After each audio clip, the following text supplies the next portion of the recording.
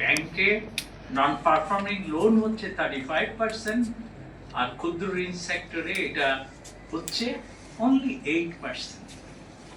2 নম্বর হলো এখানে আরেকটা ফিগার, প্রায় 4 লক্ষ হবে না, 5 লক্ষ কর্মী এখানে কাজ করতেছে, যারা সরকার থেকে চাকরি পাওয়া উচিত ছিল, ইনক্লুডিং আমার চাকরি।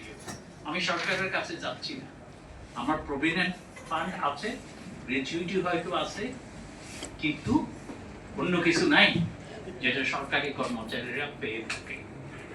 আর এনজিও এমএফআই গুলো এরা কিন্তু প্লাস কি করে, তারা মেডিকেল কলেজও করেছে, মেডিকেল হাসপাতাল করেছে, প্রাইমারি হেলথ কেয়ার করেছে।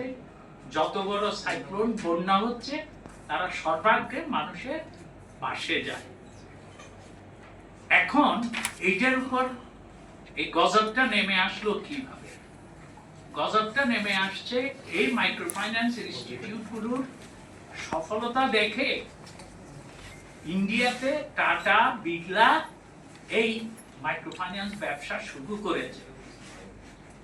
বাংলাদেশেও এরকম কিন্তু টাটা, বিড়লা বড় বড় কোম্পানি আছে, আমরা নাম বলতে চাই না, তারা অন্তর্বর্তী সরকারের অংশ ছিল। তারা বলল যে আমাদেরকে একটু সুযোগ দেন, আমাদের কিছু ক্যাপিটাল এখানে আমরা টাটা, বিড়লার মতো করতে চাই। তাদের চক্রান্তে এই মাইক্রো ফাইন্যান্স অর্ডিন্যান্সটা করা হয়েছে।